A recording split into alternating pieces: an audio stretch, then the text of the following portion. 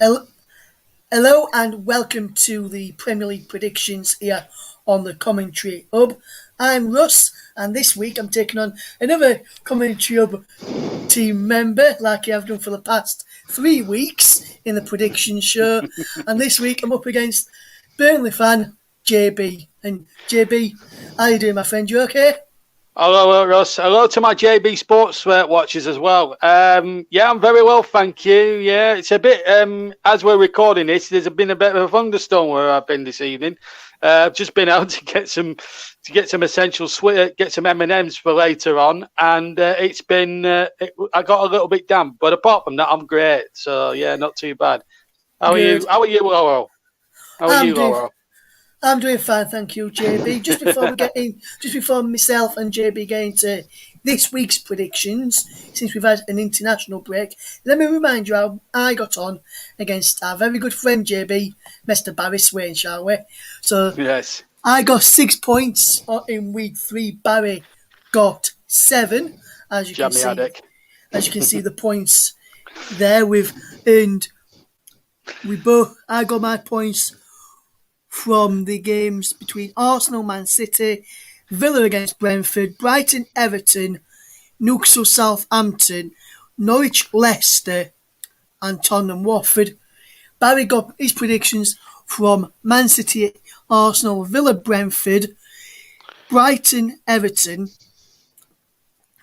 Tottenham, Watford, and Wolves, Manchester United. And if you're wondering why we've got 1 point and 3 points on the side there, JB and anyone else who's watching this, it's because we get 1 point for a correct result. Like, say, I put Tottenham down to win 2-1 against Watford. Tottenham won that game, so Tottenham was the correct result. It was a Tottenham win. And then 3 points for a correct result and a scoreline. So, like Barry put 1-1 between Brighton and Brentford and Villa away, Villa Park before the international break, and he got and it was a 1-1 draw, so he got 3 points for that. Just so everyone knows how our system will work for the channel, JBs, for when myself and you do it for this week's matches. Coming up this week in the Premier League is some very good matches indeed. There is Crystal Palace, Tottenham at lunchtime on Saturday. Then we've got Arsenal, Norwich, Brentford, Brighton, Leicester, Man City, Man United, Newcastle, Southampton, West Ham, Watford, Wolves, Chelsea, Villa, Leeds v Liverpool, and then Everton against Burnley. So before we get into our predictions now, I'm going to put this up on the screen and let's get into it then, JB. So the first game this week is Crystal Palace against Tottenham Hotspur. Tottenham, the only side in the Premier League to win all 3 matches so far, and since the international break, and Arsenal lost to Man City before the international break, the Tottenham are top and Arsenal are bottom for the first time in Premier League history. Who'd have thought it? Would have thought that, JB, as you mentioned. And JB, Tottenham, do you reckon they can continue their unbeaten start in the Premier League? Well, they've got every chance, Russ. I mean, you look at the side at the moment. They play with huge confidence. I mean, the win against Manchester City was a magnificent result for them. Obviously, Nuno's got something going there, of course. Sonny's in good form. They've got Kane now at least for another 3 or 4 months, maybe. And obviously the speculation won't go away with him going to Manchester City, but obviously, and it won't go away in January either. But he's a Tottenham player, and I tell you what, it will be no gimme. Let's face it. I know Palace haven't won, but they got a 2-2 against West Ham before the break, before the international break. And they're at Selhurst, so this is going to be a tight game. I'm going to go 3-2 Tottenham, but I tell you what, I think Palace will run them absolutely close because of the supporters. You look at the Homestyle Road end, the atmosphere that stand makes might help Palace a bit, but I would still expect Tottenham to sneak it. But I think it's going to be a thrilling game. I think Tottenham to win 3-2. Yes, I'm going for Tottenham to keep their 100% record going, JB. But I think Tottenham will keep a clean sheet at Selhurst Park, and I can see them winning by 2-0. I think Tottenham have that defence under Nuno so far this season. I know they'll be making at least one change with Emerson Royale coming in at right back, Serge Aurier now at Tottenham. I think both in the rest of the back four probably say the same as it was prior to the international break, and that's why I think Tottenham will keep a clean sheet with only just one change. And he'll have been training with the team, apart from Harry Kane, and that's so they can keep the shape and work on the shape and get to, and then Emerson Royale can get used to his teammates. So I'm going to say a 2-0 to Tottenham in this one. Next game, JB, is a battle of two teams down at the bottom. Is it too early to call it a relegation 6-pointer? I don't think so. It's Arsenal against Norwich at the Emirates. Arsenal yet to score in the Premier League this season. Norwich have done played some good football so far, JB. They did well against Liverpool. They did put a valiant fight against Manchester City. They did well against Leicester last time out as well. Do you think? Who do you think's going to come out on top in this one, JB? Do you think Norwich will, or do you reckon Arsenal will get their first points? I don't know. I think if Arsenal don't win this game, then there's something wrong. I think because I look at Norwich. They look a shambles at the back. They conceded 3 against Liverpool. They conceded 5 against Manchester City. Mind you, most teams concede 5 against Man City these days. And they conceded 2 sloppy ones against Leicester before the break. They do score goals, and they have been a bit unfortunate with goals being disallowed for VAR and things like that, which were rightly disallowed, by the way. But they do play some decent stuff. They've got Billy Gilmore, who I think is going to be key to their chances of survival this season, obviously. But it's at the Emirates Stadium. The Arsenal fans will expect them to win.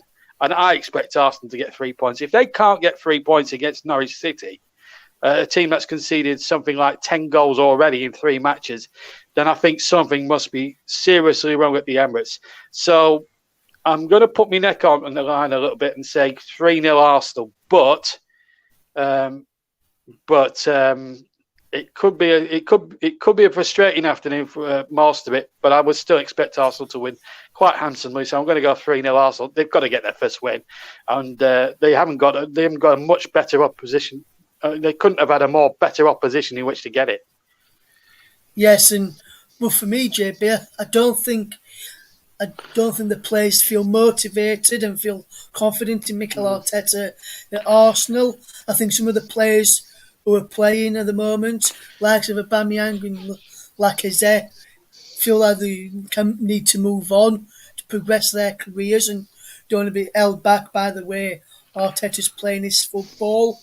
And I can see Norwich going here and winning, and that's no disrespect to Mike or any other Arsenal fans.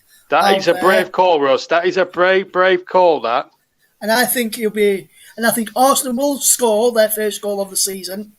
But I think Norwich will win it 2-1 with a late Timu Pukki goal, maybe from the penalty spot.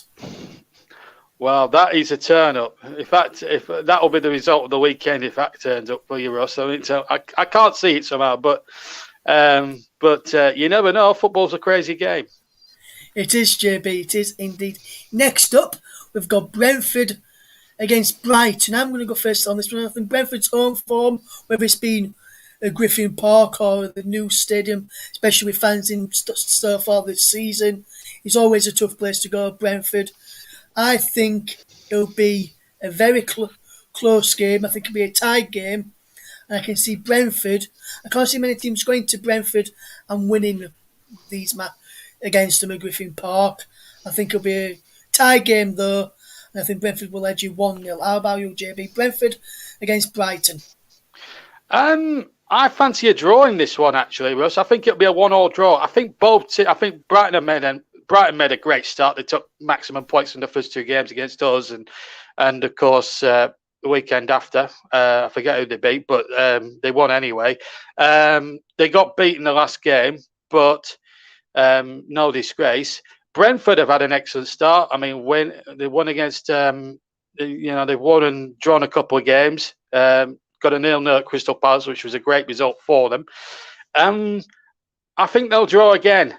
Brighton are a good side. Let's make no mistake about it, Russ. I mean, they've got plenty of very good players there. And Maupay started really well, hasn't he? And they've got that Polish player, Moda, who I commentated on the other night for the TCHub. And certainly against England, he looked an absolute threat. And he looked a threat when he came on against Burnley. So Brighton are no pushovers. Let's make no bones about it. I think it'll be a 1-1 draw, but I think Brentford will just keep their unbeaten record. But Brighton will give them a tough test. Be under no illusions. Yes, and next up is Leicester City against Manchester City, Battle of the Cities. Manchester City are without Ederson and Jesus, as they are both banned by FIFA and the Brazilian FA for failing to report for international duty, so they're banned for the match on Saturday at the King Power. But I still think Man City will have enough in their locker to beat Leicester, in my opinion. Looks like as though Scott Carson may start in goal because their backup goalkeeper, Ederson, Manchester City's Zach Steffen, is appeared to have got COVID-19 related illness. So we wish him all the best. If that is the case, looks like Scott Carson may start. So I think Leicester will have a chance, but I still think Man City will be too strong for them. I'm going to say 3-2 Man City, JB. How do you see this one going between Manchester City and who are travelling to the King Power to take on Leicester? I think it'll be this. I think the winners. I think Leicester will win it. Purely and simply because City will be depleted without their Brazilian flair. I know they've got Gundogan and I know they've got De Bruyne and they've got Grealish and people like that. But Leicester will be fresh. They're at home. They've got the fans behind them. Obviously, no Zach Steffen, no Ederson. Scott Carson have, hardly been used for the last few years. I actually think this could be two. I think this could be a Leicester City. I think it could be Leicester's day. I think I'm going to say 2-0, and I'm going to say Tielemans and Vardy to get the goals. Purely and simply, I just think Leicester at home are a completely tough proposition. If it had been at the Etihad, then yeah, maybe Man City, but at the King Power, it is the most difficult place, in my opinion, to go in the Premier League. So I'm gonna put my head on the line. I'm going to put myself on the line and say 2-0 to Leicester.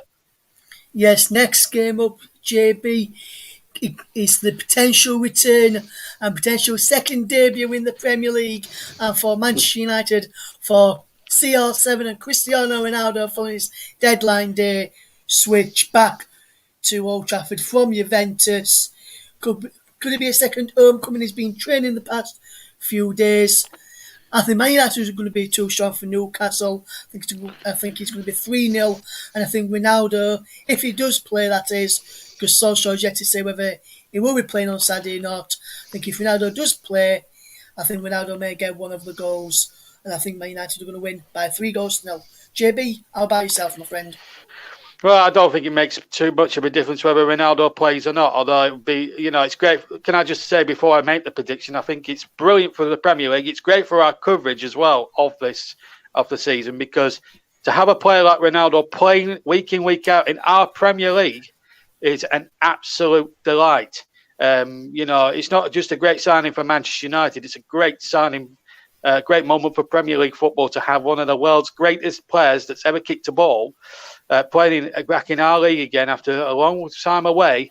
Can only give the league a bit of a boost, and it will get more people interested in listening and watching the league and all the other domestic competitions.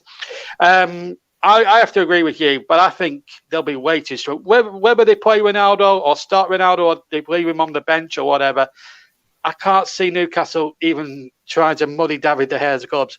And I think it could be a chase in the afternoon for Newcastle. I'm gonna be honest with you now. I think Newcastle will get absolutely slaughtered. I think it'll be 5-0 to Manchester United.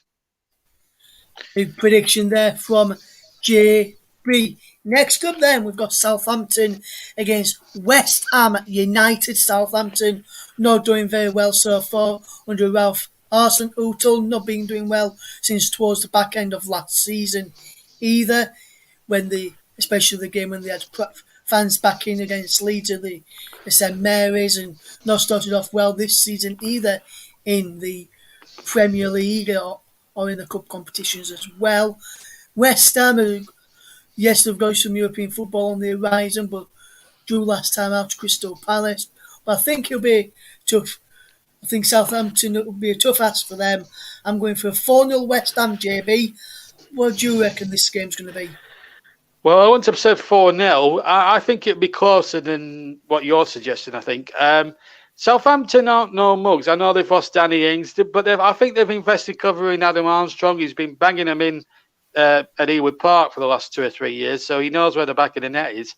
Southampton are still a tricky test for any side, but I think West Ham will nick it. I don't think it'll be a clear cut as 4-0. I think West Ham will just nick it, though, and I think they'll nick it by 2-1. But I think it'll be a lot more closer than I think you're suggesting, I think. But West Ham to win, definitely.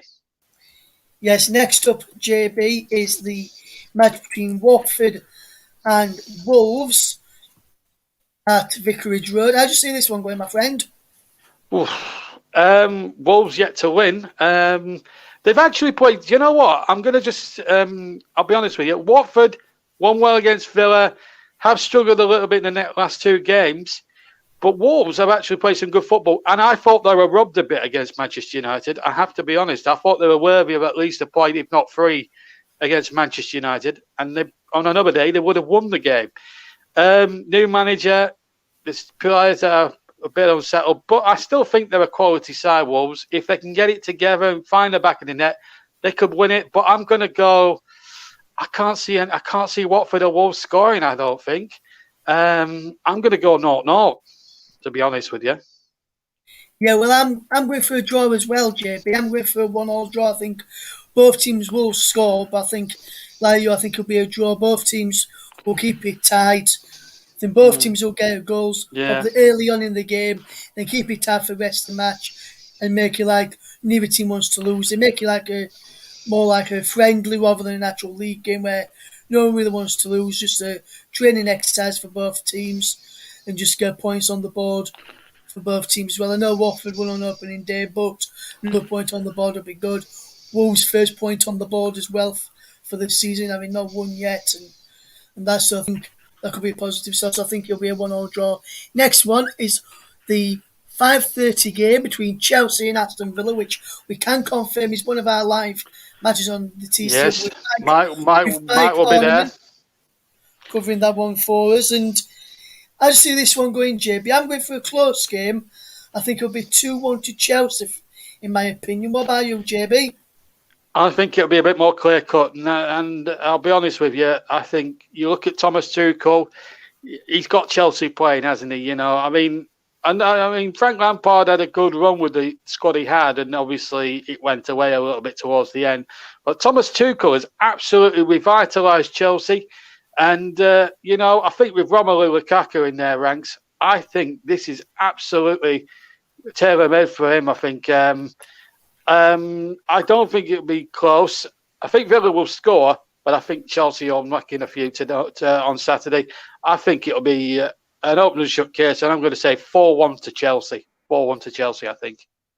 Yes, we've got 2 games left now, JB, which we'll just go through now. The next game features my boys in the only Premier League match on Sunday against Liverpool. Leeds United against Liverpool. How do you see this one going, JB? I'll tell you what, it'll be feisty. Let's make no mistake. These two are old foes, old rivals. Ellen Road will be absolutely electric come 4:30 Sunday. I think it's going to be absolutely feisty. And do you know what? With Liverpool's problems, with not having their Brazilian players there, I can actually see Leeds nicking this. I really can. I think they'll win. I think they'll nick it, and I think it'll be close. I'm going to say 2-0 to Leeds. I think they've got every chance here because of the Liverpool's problems. But Liverpool will make it difficult. But Leeds, they showed signs, I thought, against Burnley after going 1 down of coming back into it, and they deserved to score. Bamford, got a good goal, good finish. But I fancy Leeds. I'm going to go 2-0. Yes, Jerry. I'm going for a 3-1 Leeds win. I think I'll get the win. I think we'll score 3 goals for the first time this season. I think if Dan James comes on, say if he even starts on the bench, Dan James. say if he starts on the bench and Somerville starts, because looks like we're going to be out with our Rafinha, so maybe we could start to see Placentia or Somerville start to Leeds fans are wanting to see playing the first team for quite a while now, one of the up and coming young players in the league. I think he probably starting and then when first Dan James and a bit later on to one of the tied legs of Liverpool's back four that they'll be playing, and I think Leeds will win it 3-1, and I think Bamford will get another goal this weekend at Ellen Road. And I think if he plays, because I've seen that he's a major doubt for the game, and I think if he plays, I don't think he'll score against us. But I think if he plays, he'll get a good reception whether he starts or comes off the bench. James Milner back at Ellen Road in the Premier League for the first time since he left us. I think he'll have a good reception. He'll get a good reception from the fans if he plays, and I think Leeds will win it 3-1. Next up is the Monday Night Football featuring your boys away at Everton. Away to Everton, and I think it's going to be a close game, this one, JB. Well, this is where you're going to put the doom on me now, isn't it? I think it's going to be a close game, my friend, but I think Everton will just edge it. I think with the firepower that Everton's got, and I know Calvert-Lewin may be an injured out, having put out of the England squad for the matches in the international break, but they've got other players who can actually find the net. I think Everton will edge it. I think Everton will win it 2-1, JB. How about you, my friend? Well, we haven't actually got a bad record here. We won a couple of years ago when Jeff Emerick scored a magnificent team goal, which we never got the credit for because we put together something like 30 or 40 passes in the build-up to that goal. Because the problem with people, and I'm going to obviously pick on Barry here a little bit, because when Barry has a go at us every single week, because we're a long ball team, apparently we kick and rush and overdo it physically a bit. I get some of the criticism, especially with Ashley Barnes. His challenge in the last game against Leeds should have been a red card. I'm big enough to admit that. But we don't get enough credit for playing decent football, and we have played. And certainly against teams like Brighton and Leeds, and for a little period when we were last on Merseyside in that defeat to Liverpool, we didn't play badly. We didn't play bad stuff. So it's not.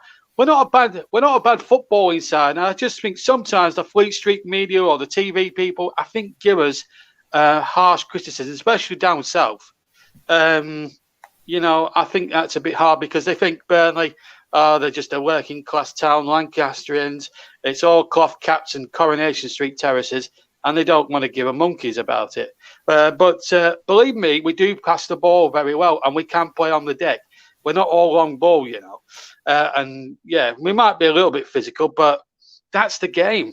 Football's a contact sport, and I think this is what I'm trying to get at. And going back to the match, Everton, if Calvert-Lewin doesn't play, that's a good news for us. But we've strengthened a bit since the last game. We've brought in obviously Cornet, who, as you know, is a very tricky left winger. Which could give Dwight McNeil a bit more license if Dash decides to change it a little bit to play in a more free role in the centre. Because McNeil, when he gets into the central positions, can cause problems for the opposition.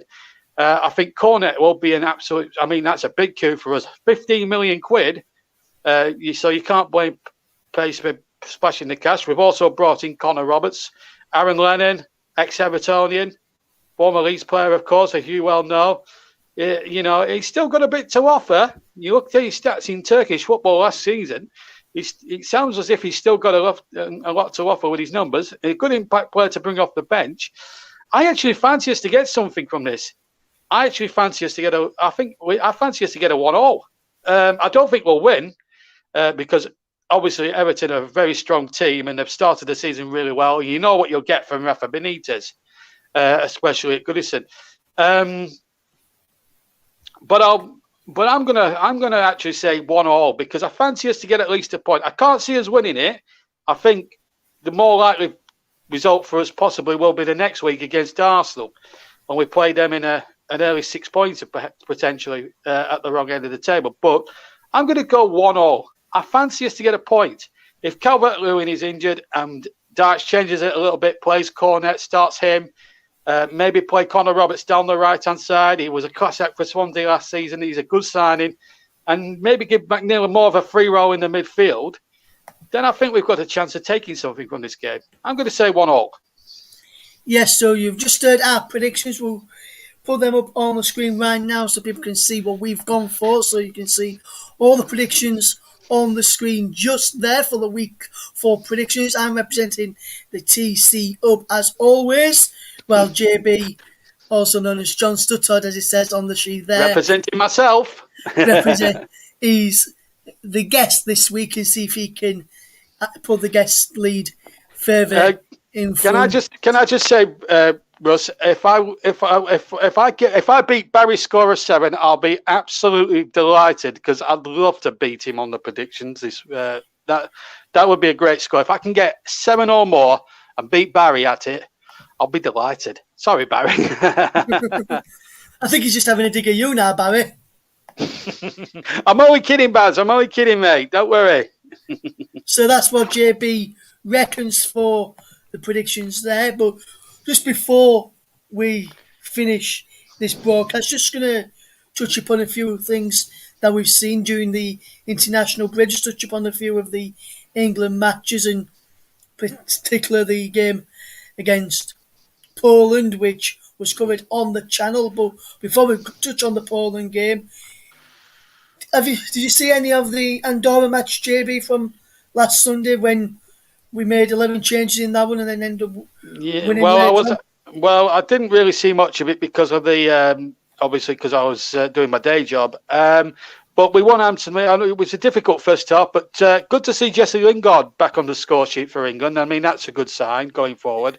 Yes. It's just a shame. It's just a shame what's happening to him at the moment. I'd have loved him to have gone to West Ham to get more first-team football, and that worries me a bit because he's a top quality player, and if he's going to be down the pecking order at Man United, that's not good news for England. And I hope West Ham pull out all the stops in January to get him, because I think if they can get him, we've got a world-class player in the making. I also want to touch on the disappointing scenes in the game before against Hungary, where there was... Yeah, before we go to that one, JB, just want to ask you a few questions. Obviously, you've probably seen the highlights of that game against Andorra. There were quite a few times which I know the pundits on the TV pointed out that Patrick Bamford made his England debut on his 28th birthday last Sunday. He was making runs into the box, into the space in between the two defenders, and no one was crossing the ball. James in the first half on the right hand side were always playing back instead of crossing it in when he had a decent chance to cross it in. Trippier in the second half before Bamford went off, and it's on his favoured right foot, the chance to whip it in. Decided to play backwards again. Then you saw Jordan Henderson in the second half go across that left side, whip the ball in, almost found him. You saw Trent in the second half almost found him as well. He almost got an end of a Saka through ball in crossing the first half as well. Lovely flick for that goal from Lingard, which was ruled out for offside as well. He made some good runs, but the service for a striker wasn't there in the first half. But as soon as it made the change in Harry Kane come on, there was service there. Why do you think that is, JB? Do you think it's because it was the new guy and they're not really sure how he plays just yet? I don't think it's that. I mean, you could go back to the Poland game the other night when Phillips could have put Kane through, but he decided to go over to Sterling, which I thought was the wrong thing to do as well. So it's not just that game where they've tried to play too safe. I think they haven't been daring enough when they've gone in the final third.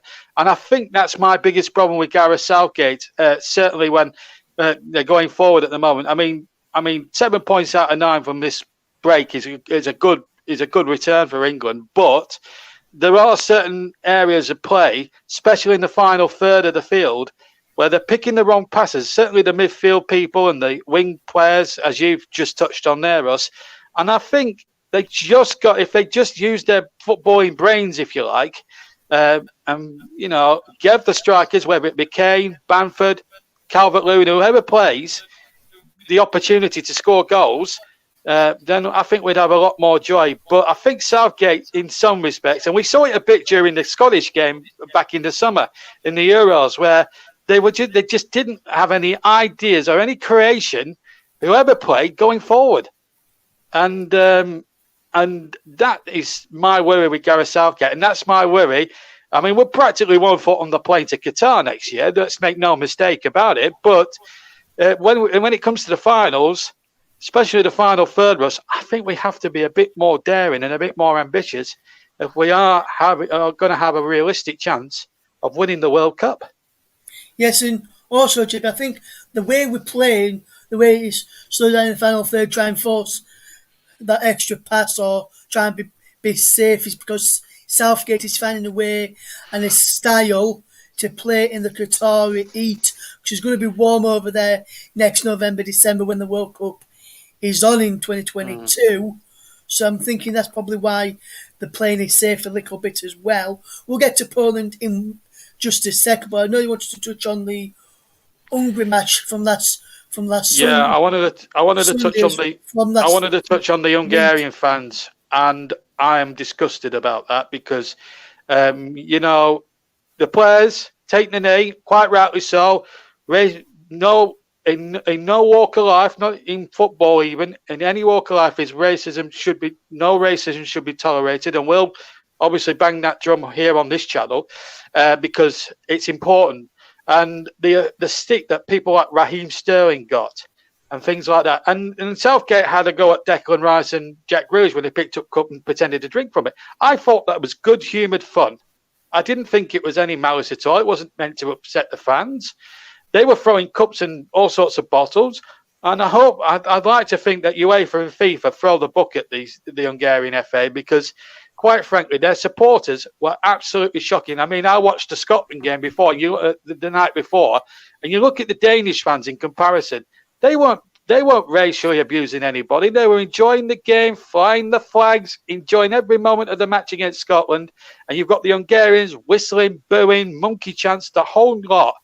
And I felt so sorry for people like Raheem Sterling and Saka and people like that because they're good, they're great footballers, and I think they should be appreciated a lot more.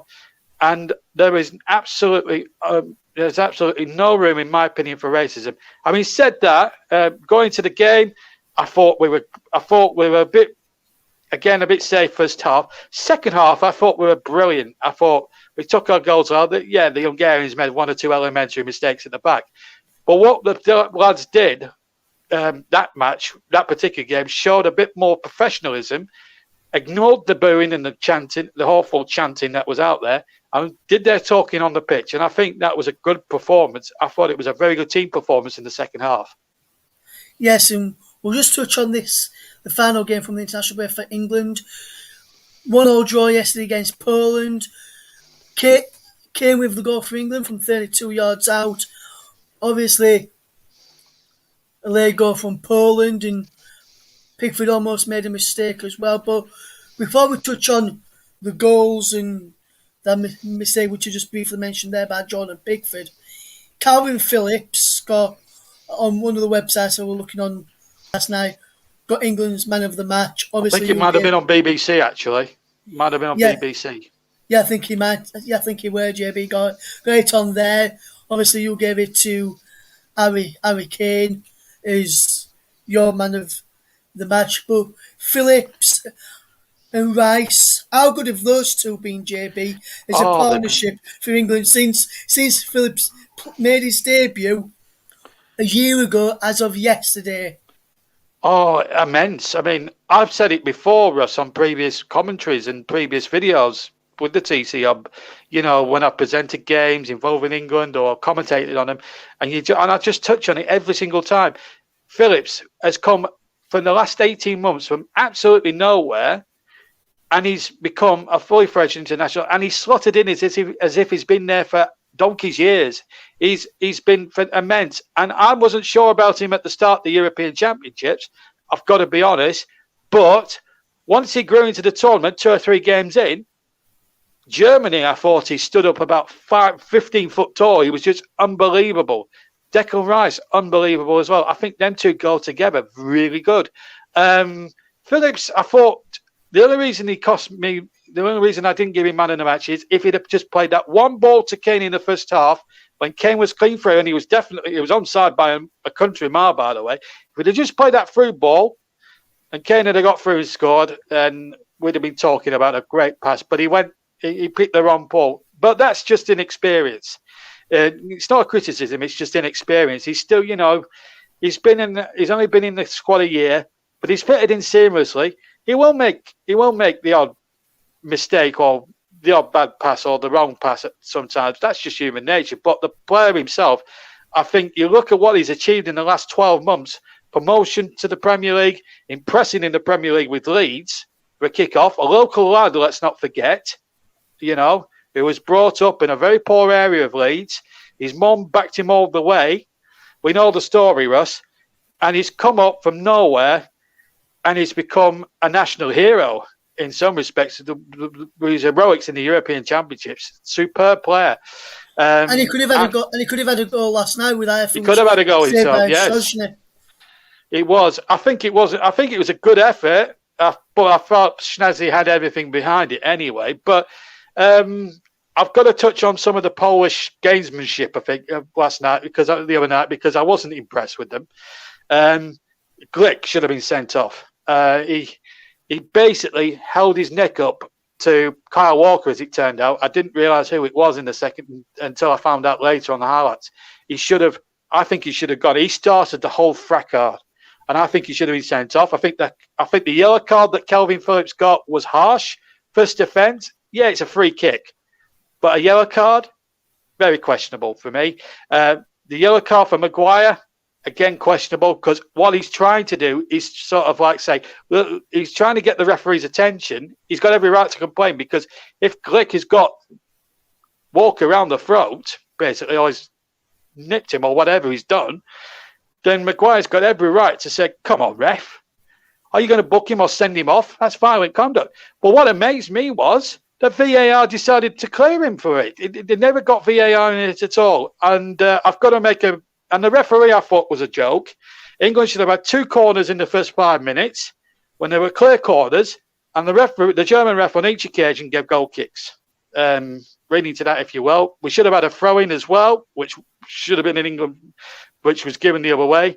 I thought the referee was easily influenced. I don't know how you felt about it, but I felt the German referee was influenced by 60,000 hostile Polish supporters. Yes, and with that one with Calvin Phillips, with that booking, when he turned, there was nowhere else for him to put his foot. There wasn't, absolutely. Over where he put it, and it wasn't even a free kick, in my opinion. It wasn't even a free kick or a booking. He just turned, put his foot down. The player put his foot there. Go there, put his foot there. Phillips, that was the only place could put his foot. Never a free kick or a booking for Calvin Phillips. I'll be honest with you. I think the Polish made Polish won a lot of free kicks and they made a meal of everything. I've got to be honest. I thought their play acting was below the belt, in my opinion. But I heard earlier as well, JB, earlier on, before we did this, I heard earlier on that Polish FA have denied some racial behaviour towards Kyle Walker, which started the melee on the half-time whistle, which appears to have come from that Glick. Yeah, well, they can deny it as much as they want, but if it's there in black and white, dare I say, then the Polish officials haven't got a leg to stand on. They can't be in denial. If it's happened and the television evidence and the sound evidence is there, that the Polish Football Association haven't got a leg to stand on. How can you be in denial about something like that? England, I thought it was a good result. It feels like 2 points dropped. Let's be honest. We led, and then we let the lead slip. But when you look back over the bigger picture, that was probably the toughest game we've had to play in the group.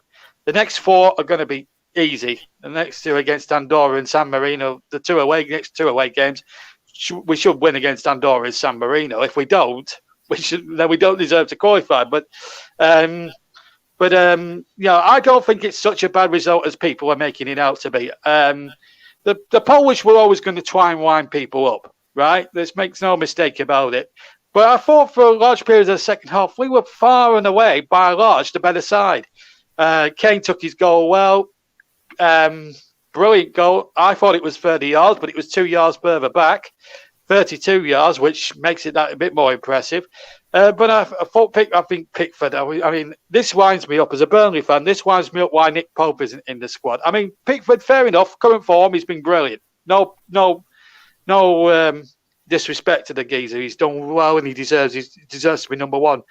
But if Pope is being left out of the side because of the goal kicking, the kicking, and then I think it's a disgrace because what Pickford did, I mean, he had options left and right he could have played the ball to, but he takes a touch and he leaves it for 5 seconds, 10 seconds, and by the time he's kicked the ball away, it's hit the Polish player, it's gone back towards his goal, and only his pace has got him out of trouble, and he's just picked it up a yard from the goal line. Now, if it had been a half a yard slower, that would have sailed in the net. It winds me up because Pope would have put his foot through it first time. No doubt about it. Because Southgate doesn't want to play that way, that's why Pope didn't get a look in against Andorra, which I could not understand. Because Pope has proved time and time again in the last 2 or 3 years he is a world-class goalkeeper. And I'm not saying it because he plays for my team. And I do think there's an agenda against Burnley players being picked for England. James Tarkowski, who's been one of our best defenders now for the last 3 seasons, can't even get in the side. But you'll play somebody like Conor Cody or Tyrone Mings, for example, who do struggle some weeks. Mind you, Tarkowski has struggled a couple of times, but he's our best defender.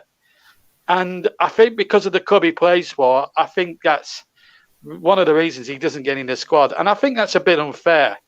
I think that's rather unfair. But having said that, though, when we look at the bigger picture, going back to the results, 2 wins and a draw, I think most England fans would have taken that. But I thought the performance against Poland wasn't as bad as people were making it out to be. Yes, absolutely, JB. Absolutely. We'll just recap this results, the predictions that we've gone for in a second for this weekend's games. But just one thing you touched upon there with Nick Pope not playing and with Sam Johnson in against Andorra on Sunday, JB. I'm thinking with that, he's Pickford. He knows what Pickford can do, and he's always his number one. He's looked at Pope in the past and knows what Pope can do, but he's never really looked on an international stage at what Sam Johnston can do, because Sam Johnston's not. If Pope and Pickford are fit, they're in it every week, and if Dean Henderson is fit, he's going to be the third. He'll be in there as well, and then Johnston is the fourth choice goalkeeper. With respect, Johnson's playing in the Championship. I mean, I'm sorry. Yeah, no, that's what he's saying. He needs to be playing. If he was playing Premier League football, then I wouldn't have questioned his selection. But I had to question his selection because he's letting 6 goals the other week against Arsenal. So you don't tell me he deserves a place in the squad when he's playing Championship football. He's playing against inferior opposition. No disrespect to Andorra, but I would have liked to. I'm not trying to be biased, but I would have played Pope. But there you go. Yeah, but maybe that's why he's looking at Johnston, who's going to be say fourth choice keeper when all the other 3 I mentioned, Pickford, Pope, and Henderson, are injured, and then he's going to be fourth choice. That's maybe why he's gone down. I guess you may have a point there. Yeah. So, but just before we end, this is a reminder of the scores that we've gone for in the matches this weekend. I've gone for 2-0 Tottenham against Palace. JB's gone for a 3-2 Tottenham. I've gone for a 2-1 surprise Norwich victory. Sorry, That Mike is and a the other surprise. Arsenal fans there. JB's gone for a 3-0 to Arsenal. I've gone Trust in 1-0. me, Mike. Trust in me. I've gone 1-0 to Brentford against Brighton, while JB has gone for a 1-1 draw. I've gone for a 3-2 Man City win against Leicester, while JB has gone for a 2-0 win for Leicester City against Manchester City. Man United, I've gone for a 3-0 win against Newcastle. JB's gone for a 5-0. I've gone for a 4-0 West Ham win against Southampton. JB's gone for a 2-1 win for West Ham, should I say there. Yeah, I've West gone Ham. for a 1-0 draw between Watford and Wolves. JB has gone for a goalless draw. I've gone for a 2-1 Chelsea win against Villa. JB's gone for a 4-1 win. I've gone for a 3-1 win. Yeah, 2-1 for Chelsea for me and 4-1 Chelsea. I've gone for 3-1 Leeds. JB's gone for 2-0 Leeds, getting JB. And then I've gone for a 2-1 Everton against Burnley. Sorry, JB. And he's gone for a 1-0 draw between Everton and Burnley. But that's all that me and JB have got time for this week. We just want to say to all our listeners, thanks for listening and watching. Let us know your predictions down in the comments. And let us know. Don't be harsh on Burnley, by the way. Or Sean Lees, by the way. Let us know your honest predictions down below for all the matches. And let us know if you think we are correct with what we've been saying on the England matches as well, from the matches during the international break. From all of us at the TCHub Premier League predictions, thank you very much for listening and watching. JB, thanks for taking your time out to come on, my friend. And no worries. Myself and JB, we'll see you again